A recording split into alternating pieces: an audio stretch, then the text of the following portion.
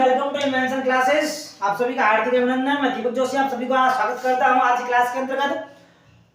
आज की क्लास के अंतर्गत हम जो समंकों का संग्रहण किया जा रहा है, संग्रहण करने के लिए जिन विधियों का प्रयोग कर रहे थे, दो प्रकार की विधियां बताई गई थी। प्रथम विधि हमारी जो थी समग्र का संकलन करना था, और जो द्वितीय विधि बताई गई निदर्शन या प्रतिदर्श अनुसंधान विधि, उसी के बारे में अध्ययन कर रहे हैं। तो आज का बिंदु वही डाल लीजिए बच्चों, दूसरी विधि समंकों का संग्रहण करने की। समंक संग्रहण की विधियां या रीतियां, समंक संग्रहण की रीतियां, समंक संग्रहण की रीतियां। समंकों का संग्रहण में दो प्रकार की रीति बताई गई थी। प्रथम रीति थी हमारी समग्र वाली, समग्र अनुसंधान रीति, और जो दूसरी थी हमारी निदर्शन या प्रतिदर्श अनुसंधान रीति। प्रतिदर्श अनुसंधान रीति की परिभाषा के बारे में और इसकी विशेषताओं के बारे में हम अध्ययन कर चुके थे। आज का बिंदु हमारा रहेगा प्रतिदर्श अनुसंधान रीति के गुण और दोष। हेडिंग डाल लीजिए, प्रतिदर्श अनुसंधान रीति के गुण व दोष। प्रतिदर्श अनुसंधान रीति के गुण व दोष। गुण में दोषों के बारे में अध्ययन करेंगे कि इस रीति के द्वारा जो समंकों का संग्रहण किया जाता है तो इसमें कौन कौन से गुण पाए जाते हैं, कौन कौन से इसके दोष बताए गए। उन्हीं गुण दोषों के बारे में अध्ययन करने से पहले आप सभी को भाई तो हमारे चैनल को लाइक कीजिएगा, सब्सक्राइब कीजिएगा और बेल आइकन के बटन को अवश्य दबाइएगा। ठीक है, आगे चलते हैं हम हमारे बिंदु के ऊपर। प्रतिदर्श अनुसंधान रीति के गुण हेडिंग डाल लीजिए। इस रीति के गुण, सबसे पहले हम गुणों के बारे में अध्ययन करते हैं कि इस रीति के कौन कौन से गुण बताए गए हैं। गुण लिख लीजिए। इस रीति के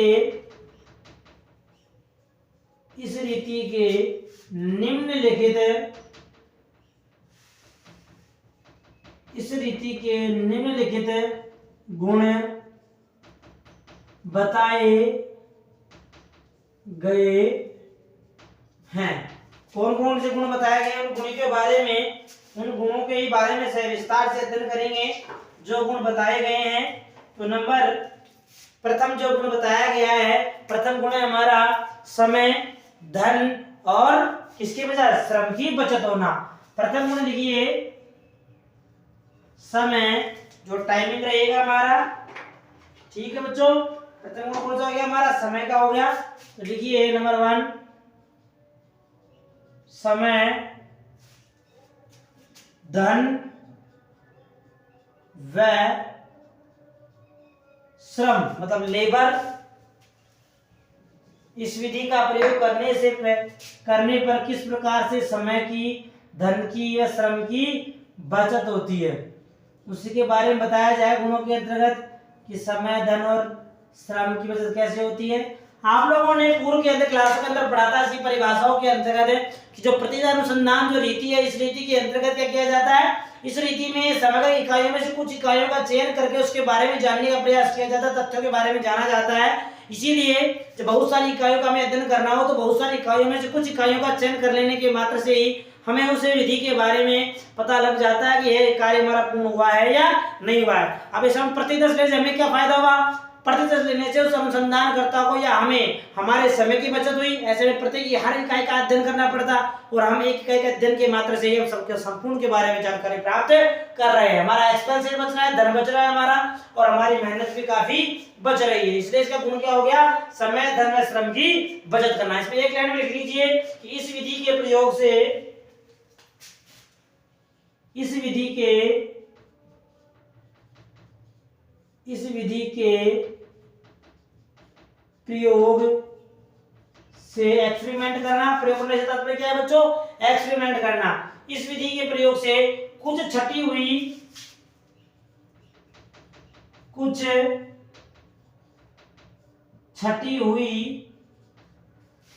से तात्पर्य क्या है बच्चों, चुनी हुई, ऐसे कह सकते हैं हम, छटी हुई या चुनी हुई, छटी या चुनी हुई जो प्रतिनिधि इकाइयां होगी, चुनी हुई प्रतिनिधि, चुनी हुई प्रतिनिधि इकाइयों, जो प्रतिनिधि इकाइयां होती है, चुनी हुई प्रतिनिधि इकाइयों से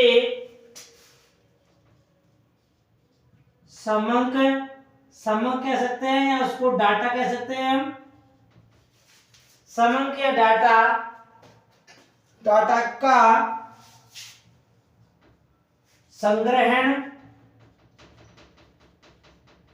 संग्रहण मतलब कलेक्शन करना, संग्रहण व विश्लेषण, विश्लेषण से तात्पर्य एनालिसिस करना, ठीक है, इसको बांटना, विभाजित करना, संग्रहण व विश्लेषण करके समग्र के संबंध में, समग्र के संबंध में निष्कर्ष निकाले जाते हैं, निकाले जाते हैं। समझ में आ गया कि इस विधि से हमारे समय में धन की कैसे बचत होगी बच्चों, कि हमें प्रतिनिधि इकाइयों का चयन करके समकों के संग्रहण के बारे में विश्लेषण कर सकते हैं, के बारे में बता सकते हैं कि क्या परिणाम निकल कर आएगा। उसके माध्यम से भी क्या होता है, हमारे प्राप्त निष्कर्ष बिल्कुल सही प्रमाणित निष्कर्ष निकल कर आते हैं। ये प्रथम गुण हो गया हमारा। दूसरा गुण लिखिए सीमित साधनों से, दूसरा गुण क्या है, सीमित साधनों से, सीमित साधनों से, सीमित साधनों से विस्तृत सूचना, विस्तृत सूचना, ये क्या है इसको भी जान लेते हैं। चलो कि सीमित साधनों के माध्यम से प्रतिनिधि इकाइयों का चयन करने के द्वारा या इस विधि से हमें विस्तृत सूचना किस प्रकार से प्राप्त हो रही है। वैसे आपको सबसे अवगत भी हो रहा है कि विस्तृत सूचना सीमित साधनों के माध्यम किस प्रकार से प्राप्त होगी। कहने का तात्पर्य को मिला के इतना सा हो गया कि इसमें प्रतिनिधि इकाइयों का चयन किया जाता है, और जब प्रतिनिधि इकाइयों का चयन किया जाएगा तो सीमित साधनों के माध्यम से बहुत बड़े समकों के बारे में हम बहुत सारी सूचनाएं एकत्र कर सकते हैं। इसलिए कहा गया है कि सीमित साधनों से विस्तृत सूचना प्राप्त करना। एक लाइन लिख लीजिए। कहने का ये इस लाइन लिखने का मतलब क्या है, क्योंकि हम हमें अभी बाई टू फेस हम समझ रहे हैं, अभी समझ में आ रहा है, सुनने से हम समझ भी रहे हैं। जब एग्जाम टाइम जब आता है तो कई बार क्या हमें कंफ्यूज होता है इसमें लिखना क्या है, इस बिंदु के अंदर क्या लिखना है हमें, तो उसमें हमें सहायता प्रदान करती है ये लाइनें, इसलिए लिखाया जाता है, इसलिए नोट्स बनवाए जाते हैं। ठीक है, तो इसमें लिखिए प्रतिनिधि इकाइयों से, प्रतिनिधि इकाइयों से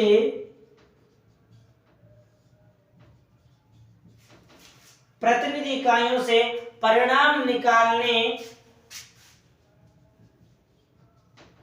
परिणाम निकालने के कारण, निकालने के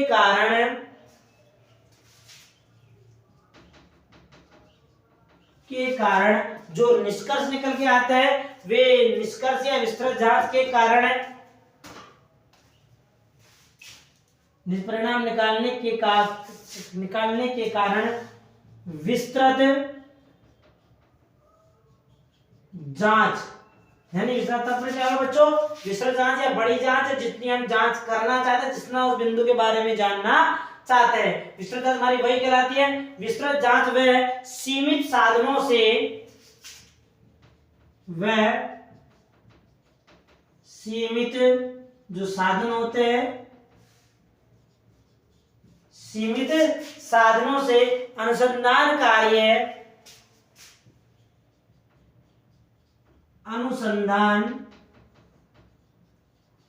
कार्य सरलता से किया जा सकता है, सरलता से किया जा सकता है। यानी सरलता से हम उस सीमित साधनों के बारे में कहने का तात्पर्य ये हो गया, जो प्रतिनिधि इकाइयां ली है, बहुत सारी इकाइयों में से हमें जिन इकाइयों का हमने चयन किया है, उन इकाइयों के आधार पर परिणाम निकालना, रिजल्ट प्रस्तुत कर देता है। रिजल्ट निकालने के कारण हमें हमारी क्या होती है, विस्तृत जांच हो जाती है और सीमित साधनों का प्रयोग होता है। नहीं, हमें अधिक साधनों का प्रयोग नहीं करना पड़ता, सीमित साधनों के द्वारा हम संपूर्ण जानकारी प्राप्त करते हैं, सरलता पूर्वक परिणाम निकाल सकते हैं, किया जा सकता है। गुण नंबर तीसरा गुण लिखिए। तीसरा गुण क्या है, निष्कर्षों की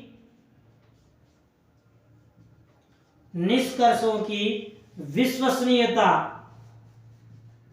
यानी जो परिणाम या निष्कर्ष निकल कर आता है वे विश्वास योग्य होते हैं, उनके परिणाम भ्रामक नहीं होते हैं, झूठे होने की संभावना कम रहती है। क्यों रहती है? क्योंकि परिणाम, जो परिणाम प्रस्तुत किए गए वे जांच के माध्यम से, चाहे प्रतिदर्श की जांच की गई हो, लेकिन जांच की गई है, और जो प्रतिदर्श उन्हीं प्रतिदर्शों में से या बहुत सारी इकाइयों में से प्रतिदर्श वही चुने जाएंगे जो सही होंगे। कहने का तात्पर्य कुल मिला के उसमें सही भी सम्मिलित हो सकता है और थोड़ा गलत और तथ्य भी सम्मिलित हो सकता है। इसमें देखिए, इस विधि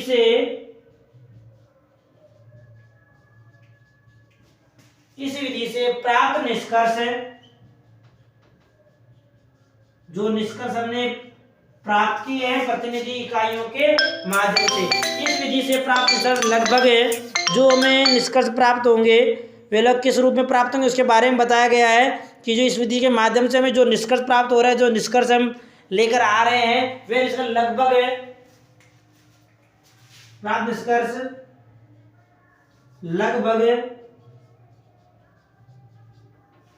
लगभग वही होंगे जो संगणना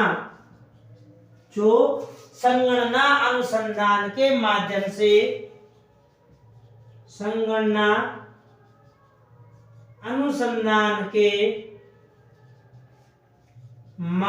से प्राप्त होते हैं। शायद मैं आशा कर सकता हूं आप लोगों को शायद समझ में आ रहा होगा कि अब इस पर मैं पुनः संपूर्ण तथ्यों सम्मिलित करके बता रहा हूं। निष्कर्षों की विश्वसनीयता से तात्पर्य क्या हो गया कि जब प्रतिदर्श विधि के माध्यम से समकों को निष्कर्ष निकाला जाता है, परिणाम प्रस्तुत किया जाता है, तो लगभग हमें वही आंकड़े प्राप्त होते हैं जब हम कैलकुलेशन के माध्यम, संगणना अनुसंधान के माध्यम से परिणाम जो प्रस्तुत कर रहे हैं वही परिणाम प्रतिदर्श अनुसंधान रीति का प्रयोग करने से प्राप्त हो रहे हैं। कहने का तात्पर्य है कि समग्र अनुसंधान की जो समकों का संग्रहण करने की जो प्रथम रीति थी हमारी समग्र अनुसंधान रीति के माध्यम से हम जो परिणाम प्रस्तुत कर रहे हैं वही परिणाम हमारे प्रतिदर्श अनुसंधान रीति या निदर्श अनुसंधान रीति के माध्यम से प्राप्त हो रहे हैं। परिणामों में किसी प्रकार की भिन्नता नहीं आ रही है। इसलिए यह कह दिया गया कि इसमें जिसके द्वारा, इस विधि के द्वारा जो परिणाम प्रस्तुत किए जा रहे हैं कैसे बच्चों, विश्वसनीय है, विश्वास योग्य परिणाम प्रस्तुत हो रहे हैं। समझ आ गया? तीसरा गुण हो गया। चौथा गुण लिखिए, कुछ विशेष परिस्थितियों में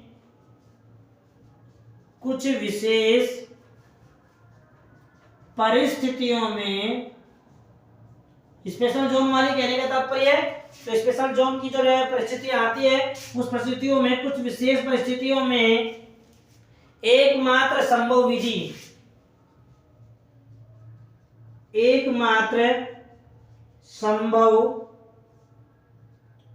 बताता हूँ। एकमात्र क्यों बताया गया है? इस विधि को एकमात्र कहने का क्या तात्पर्य है, क्यों कहा गया है, तो क्यों कहा गया, एकमात्र क्यों कहा है, उसके बारे में जानेंगे हम कि क्यों कहा जाता है। क्योंकि इसमें बहुत सारी इकाइयां होती है, कई बार हमारे सामने तथ्य ऐसे आ जाते हैं अनुसंधानकर्ता के सामने जिनके संपूर्ण तथ्यों के बारे में आकलन करना, संपूर्ण के बारे में जांच करना संभव नहीं होता, तो उस जगह पर, उस क्षेत्र के अंदर ये विधि बहुत उपयोगी होती है। क्योंकि अभी बड़ी इकाइयों का अध्ययन नहीं कर सकते, यदि बड़ी इकाई का अध्ययन करने पड़ेगा तो हमारे पास क्या होगा, समय काफी अधिक लग जाएगा। तो समय की बचत करने के लिए, धन की बचत करने के लिए, श्रम की बचत करने के लिए क्या करते हैं बच्चों, हम प्रतिदर्श अनुसंधान विधि के माध्यम से समकों का संग्रहण कर लेते हैं। समझ आ गया? तो एक लाइन के माध्यम समझ सकते हैं। स्पेशल परिस्थितियां, जैसे कोई किसी महाविद्यालय के 1500 छात्रों के बारे में अध्ययन करना है, क्या करना है बच्चों, जैसे किसी महाविद्यालय के 1500 छात्रों के बारे में हमें जानकारी प्राप्त करनी है, तो जानकारी प्राप्त करने के लिए क्या किया जाएगा, जानकारी प्राप्त करने के लिए उन 1500 विद्यार्थियों में से लगभग 150 विद्यार्थियों 10% हिस्सा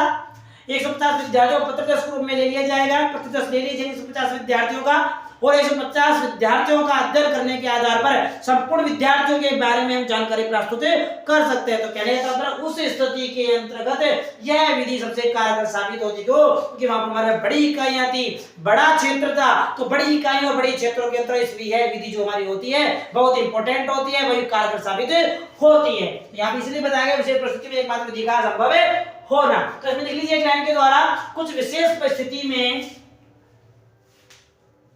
कुछ विशेष तात्पर्य स्पेशल, कुछ विशेष स्थिति में यही विधि सही साबित होती है।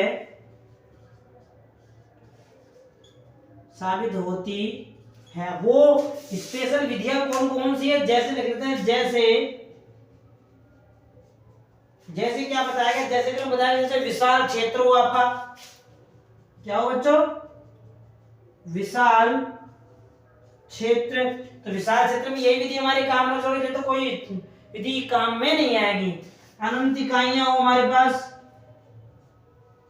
अनंत इकाइयों में क्या आता है, आदि।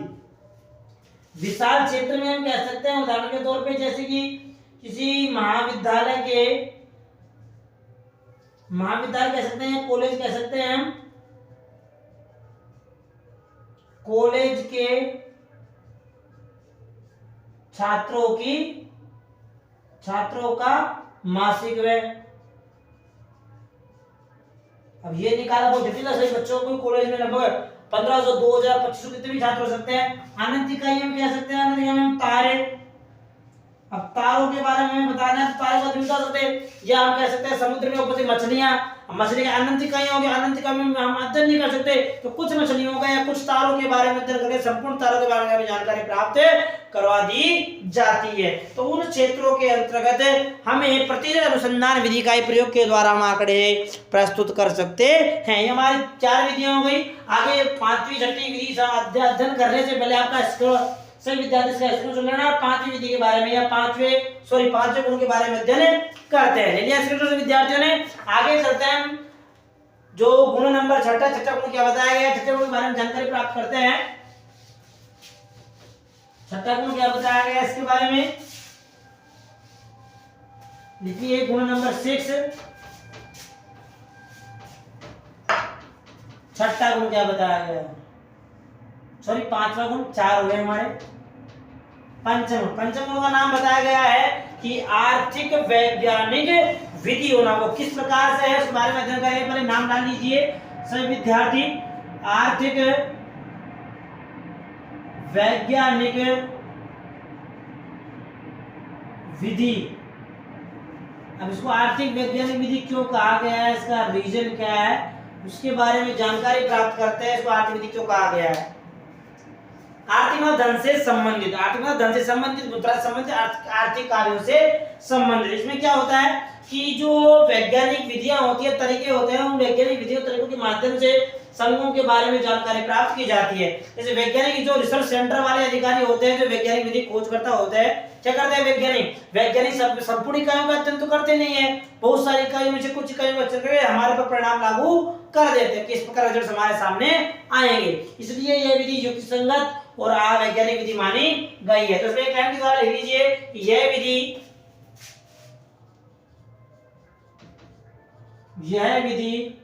अधिक युक्तिसंगत व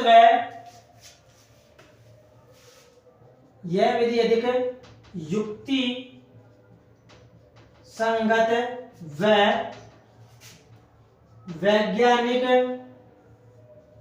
मानी गई है। यह विधि अधिक युक्तिसंगत व वैज्ञानिक मानी गई है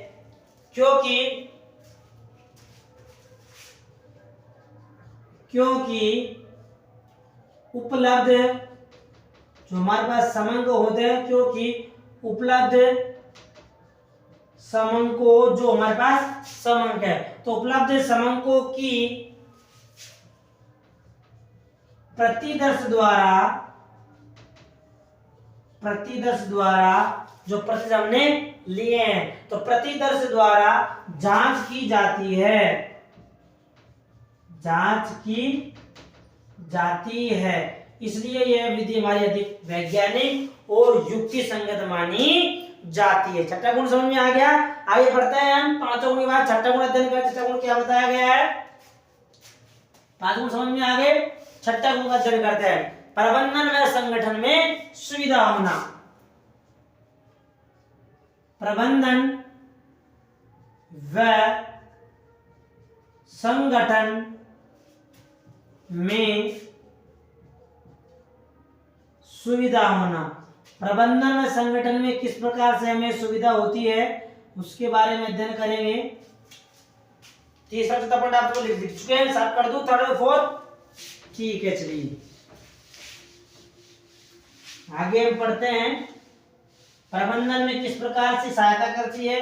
देखो हमने लिया प्रतिदर्श। आज हम आंकड़ों का प्रतिदर्श ले रहे हैं, तो जब प्रतिदर्श ले रहे हैं तो हमारे पास इकाई क्या हो गई बच्चों? छोटी हो गई। और छोटी इकाइयों का मैनेजमेंट जो किया जाता है वह सरलता पूर्वक किया जा सकता है। बड़ी इकाइयों का मैनेजमेंट करने में दिक्कत आती है, कई प्रकार की समस्या हमारे सामने आ जाती है, लेकिन छोटी इकाइयों का जब अध्ययन किया जाएगा तो हमें किसी प्रकार की समस्या का सामना नहीं करना पड़ेगा। इसलिए यह विधि हमारी अधिक प्रबंधन और संगठन से सुयुक्त मानी जाती है। इसमें लिख लेते हैं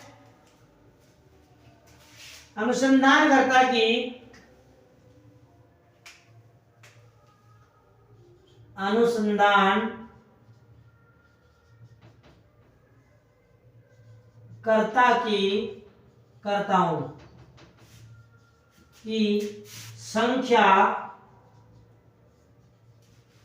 कम व इकाइयों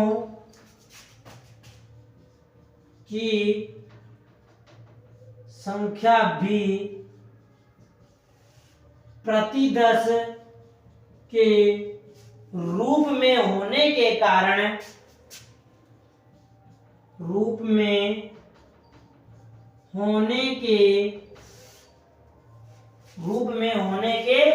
कारण प्रबंधन व संगठन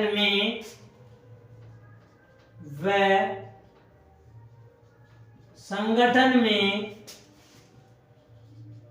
सुविधा होती है।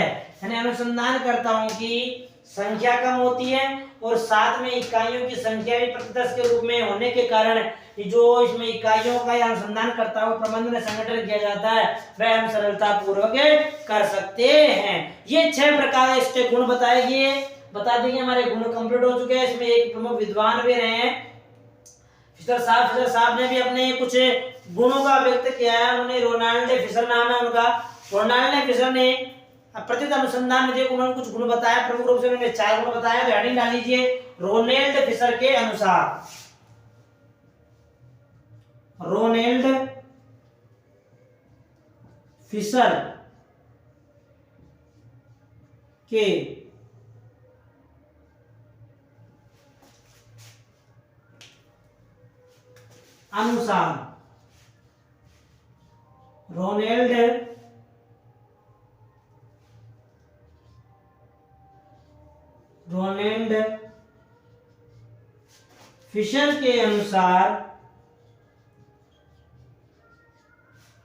रोनाल्ड फिशर के अनुसार रोनाल्ड फिशर के अनुसार प्रतिदर्श अनुसंधान रीति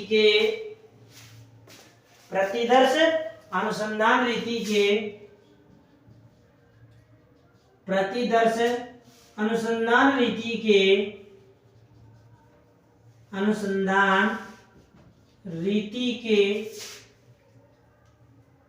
4 गुण अनुसंधान रीति के 4 गुण बताए हैं। वे 4 गुण कौन कौन से हैं? ये गुण निम्न प्रकार हैं। ये गुण निम्न प्रकार हैं। तो ये कौन कौन से गुण हैं? नंबर 1 लिखिए। पहला गुण उन्होंने क्या बताया? अनुकूलता होना। अनुकूलता होना। दूसरा गुण इन्होंने क्या बताया? दूसरा गुण इन्होंने बताया है मितव्ययता होना या गतिशील होना। गति लिख लीजिए। नंबर तीसरा लिख लीजिए मितव्ययता का होना।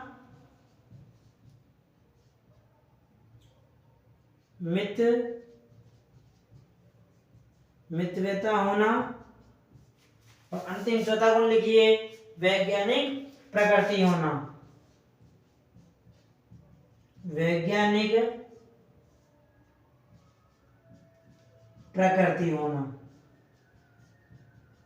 ये जो चारों गुण बताए हैं ये हमारे चारों गुण रोनाल्ड फिशर के द्वारा बताए गए हैं। रोनाल्ड फिशर ने कहा कि सर सभी लोग इतना गुण बता रहे तो मैं भी क्यों पीछे रहूं, मैं भी अपने गुण बताना चाहता हूं। तो इन्होंने भी प्रतिज अनुसंधान रीति के 4 गुण बताए गए हैं। 4 गुण हमारा है अनुकूलता होना, गतिशील होना, मितव्ययता का होना और वैज्ञानिक प्रकृति का होना। ये 4 गुण बता दिए गए हैं प्रतिज अनुसंधान रीति के। ये हमारे गुण कंप्लीट हो चुके हैं। आगे हम अध्ययन करते हैं दोषों के बारे में कि जो प्रतिज अनुसंधान रीति है इसके और अन्य कौन कौन से दोष बताए गए हैं। लेकिन दोषों का अध्ययन करने से पहले आपको इसको लिखना पड़ेगा, स्क्रीनशॉट लेना एक बार इसका। आगे हम अध्ययन करते हैं प्रतिज अनुसंधान रीति के दोष। तो सभी विद्यार्थी हेडिंग डालना, सभी विद्यार्थी प्रतिज अनुसंधान रीति के दोष कौन कौन से इसके प्रमुख रूप से दोष बताए गए हैं। चलिए स्क्रीनशॉट। आगे अध्ययन करते हैं इसके दोषों के बारे में। इतने सारे गुण हो गए तो दोष भी होना स्वाभाविक है। ये प्रकृति का, ये तो हमारी प्रकृति का नियम है। जब किसी तत्व के इतने सारे गुण होते हैं तो उसके दोष भी अवश्य ही होते हैं। तो हेडिंग डाल लीजिए दोषों के बारे में अध्ययन करते हैं। दोष कौन कौन से बताए गए। तो इस रीति के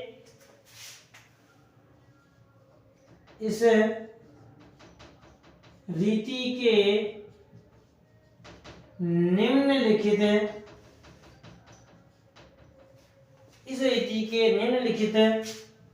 दोष,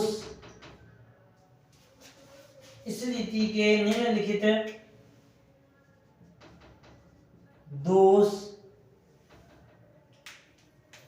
बताए गए हैं। कौन कौन से दोष है उन दोषों के बारे में विस्तार से अध्ययन करते हैं। प्रथम जो दोष बताया गया है हमारा है भ्रामक निष्कर्ष। प्रथम दोष कौन सा है बच्चों? भ्रामक निष्कर्ष। अब भ्रामक निष्कर्ष निकल आएगा तो क्यों आएगा उसके बारे में जानकारी प्राप्त एक लाइनों के माध्यम से सभी तथ्यों के बारे में हम अध्ययन करेंगे कि जो भ्रामक निष्कर्ष क्यों आने की संभावना रही। क्यों वैसे भ्रामक निष्कर्ष आते हैं लेकिन नाम मात्र के आते हैं। क्यों आते हैं? अब गलती होती है कैसे ही हो, उसी प्रकार यहाँ दोष होता है किसी प्रकार का। क्योंकि यहाँ पर बहुत सारी इकाइयों में से प्रतिदर्श का चयन किया जाता है और जब प्रतिदर्श के आधार पर कई बार परिणाम जो प्रस्तुत किए जाते हैं तो कई बार परिणाम झूठे भी साबित हो सकते हैं। कई बार ऐसे होते हैं जो जिन प्रतिदर्शों का हमने चयन लिया है कई बार वो प्रतिदर्शी खराब होते हैं, बाकी अन्य जो व्यक्ति होते हैं वह बिल्कुल सही साबित होते हैं। इसलिए कई बार भ्रामक निष्कर्ष आने की संभावनाएं भी बनी रहती है। इसमें एक लाइन के माध्यम से लिखना कि प्रतिदर्श का चयन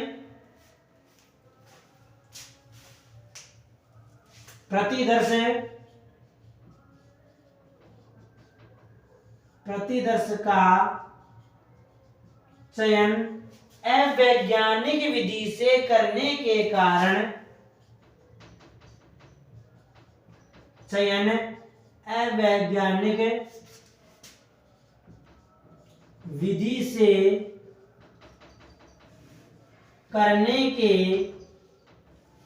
अवैज्ञानिक विधि मतलब किसी ऐसे भी अंदाज में अपनी इच्छा के अनुसार प्रतिदर्श का चयन कर लेना वह हमारी अवैज्ञानिक विधि कहलाई। तो अवैज्ञानिक रूप से चयन किए जाने के कारण इसके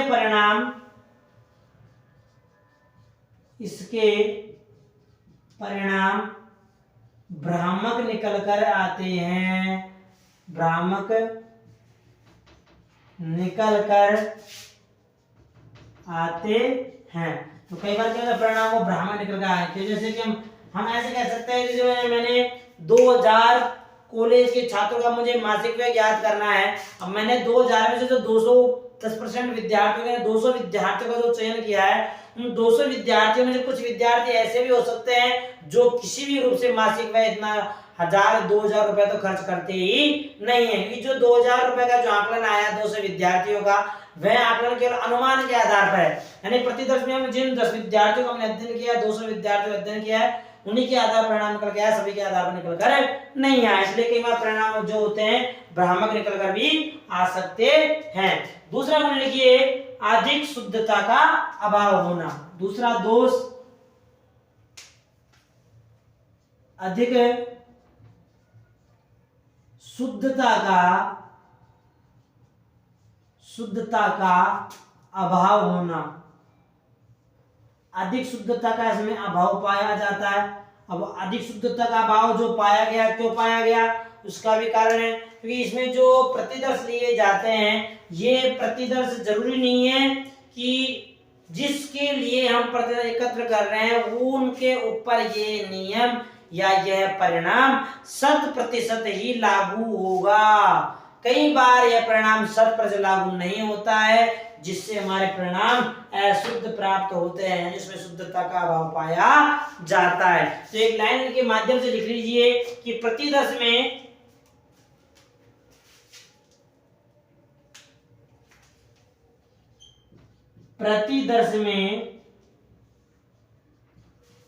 जो हमने प्रतिदर्श प्राप्त किए, प्रतिदर्श में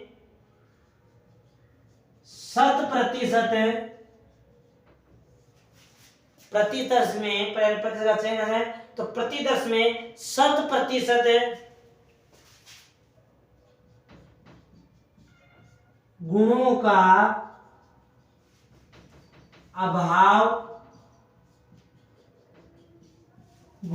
अभाव पाए जाने के कारण, प्रतिदर्श में 100% गुणों का अभाव पाए जाने के कारण परिणाम जो रिजल्ट निकल के आएंगे हमारे, पाए जाने के कारण परिणामों में शुद्धता का अभाव पाया जाता है। परिणामों में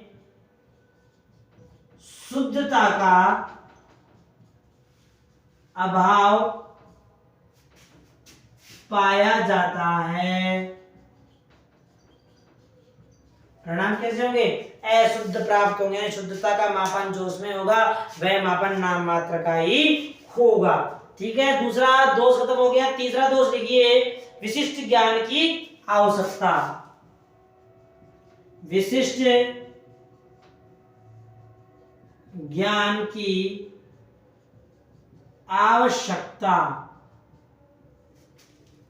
अब ऐसे कह सकते हैं हम कि हमने जिन प्रतिदर्शों का चयन किया है, उन प्रतिदर्शों का चयन करने के लिए भी हमें स्पेशल दिमाग का होना आवश्यक। स्पेशल दिमाग से तात्पर्य बुद्धिमत्तापूर्ण, चातुरता, ईमानदार, कर्मठ, श्रमशील, मेहनती, इस प्रकार का व्यक्ति का होना परम आवश्यक है। यदि व्यक्ति इस प्रकार का नहीं होगा तो उसे कई प्रकार की समस्याओं का सामना करना पड़ सकता है। या क्योंकि जब प्रतिदर्श का चयन किया जाएगा तो वह सही प्रकार के चयनों का सही प्रकार का आकलन नहीं कर सकता है। इसलिए जब प्रतिदर्श का चयन किया जाएगा तो उस समय इन बिंदुओं का भी होना परम आवश्यक माना गया है। समझ में आ गया सभी को? इसलिए बताया गया है गुणों का होना परम आवश्यक है। तो ये गुण समझ में आ गया, क्या है गुण।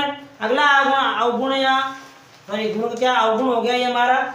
अगले दोष का अध्ययन करते हैं। अगला जो दोष बताया गया है इसमें पहले लिख लेना, एक लाइन के माध्यम से समाप्त हो जाएगा आपका। इसमें लिख लीजिए कि प्रतिदर्श लेने में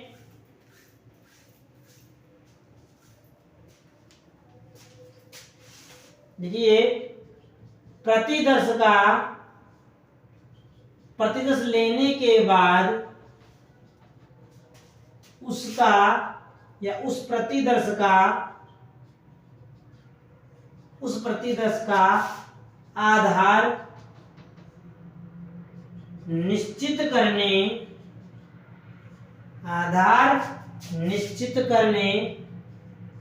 वह उसकी जो सीमा होगी प्रत्यक्ष हमने जिसका चयन किया है तो प्रत्यक्ष की सीमा का निर्धारण करने में वह प्रतिदर्श की सीमा का निर्धारण करने में प्रतिदर्श की सीमा का निर्धारण करने में विशिष्ट ज्ञान व चातुर्यता की आवश्यकता होती है। वह चातुर्यता की आवश्यकता होती है। यानी हमें उनके बारे में जानकारी प्राप्त करने के लिए हमारे पास विशिष्ट ज्ञान होना पर हमें आवश्यक माना गया है। ये 3 गुण हो गए। चौथा गुण लिखिए, सजीवता के अभाव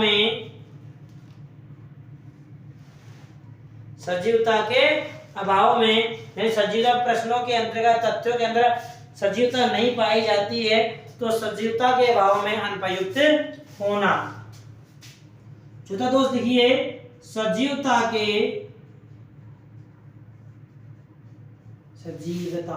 के अभाव में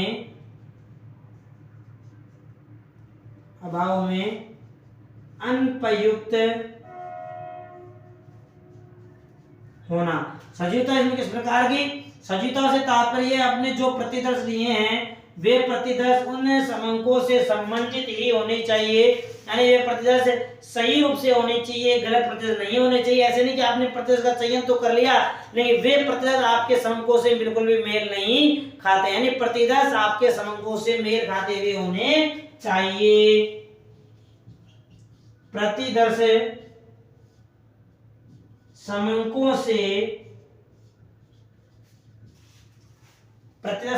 से मिलते हुए या सजीवता प्रकट करते हुए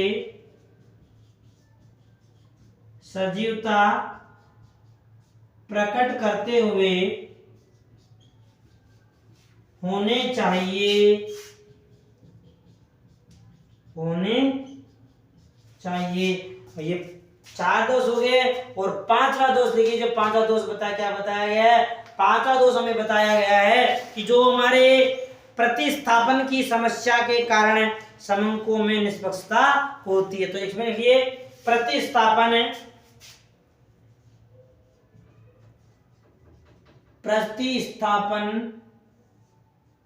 जो प्रतिस्थापन किया जाएगा, प्रतिस्थापन की समस्या में प्रतिस्थापन की समस्या के कारण जो एक मूल्य के स्थान पर दूसरा मूल्य प्रतिस्थापित किया जाता है, अर्थात बहुत सारे मूल्यों में से जो मूल्य लिए जा रहे हैं, जो प्रतिदर्श लिए जा रहे हैं, तो उनका प्रतिस्थापन किया जाता है अन्य मूल्य पर, तो प्रतिस्थापन की समस्या हमारे सामने आती है। तो इस समस्या के कारण समंकों में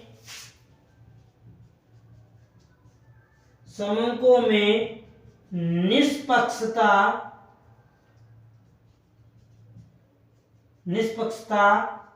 पाई जाती है। एक मूल्य के स्थान पर अन्य किसी मूल्य का जब प्रयोग किया जाएगा तो उसके कारण समंकों में क्या पाई जाएगी बच्चों? निष्पक्षता पाई जाएगी। यानी भेदभाव वाली भावना का विकास हो सकता है। एक पक्ष से संबंधित तथ्य या आंकड़े प्रस्तुत नहीं होते हैं, जिसके कारण हमें कई प्रकार की समस्याओं का सामना करना पड़ता है। ये हमारे हो गए प्रतिदर्श अनुसंधान रीति के दोष। और एक भ्रामक कौन से 5 दोष बताए गए हैं? प्रथम दोष बताया गया था भ्रामक निष्कर्ष, दूसरा शुद्धता का अभाव होना, तीसरा विशेष ज्ञान की आवश्यकता होना, चौथा बताया सजगता के अभाव में अनुपयुक्त होना, और 5वां अंतिम बिंदु बताया गया है प्रतिस्थापन की समस्या के कारण समंकों में निष्पक्षता पाई जाती है। और निष्पक्षता जहां पाई गई वहां पर सूचनाएं भी गलत प्रकार से प्रस्तुत हो सकती है। ये हमारे आज की क्लास की जो प्रजा अनुसंधान के गुण और दोष थे, गुण दोष समाप्त हो चुके। आगे अध्ययन करेंगे हम नेक्स्ट आने वाली क्लास के अंतर्गत। तब तक के लिए ठीक है, हम मिलते हैं अगली वाली क्लास में। आगे वाली क्लास पढ़ने से चलने से पहले इसका स्क्रीनशॉट ले लेना, झटके पर करना। कुछ समझ में नहीं आ रहा हो तो कमेंट के माध्यम से पूछना, समझ में आ रहा हो तो हमें कमेंट के माध्यम से पॉजिटिव कमेंट अवश्य प्रदान करना। हमारे चैनल को लाइक करना, सब्सक्राइब करना और बेल आइकन बटन को अवश्य क्लिक करना। कैसे चलना, ठीक है, मिलते हैं अगली क्लास में। ले लिया स्क्रीनशॉट।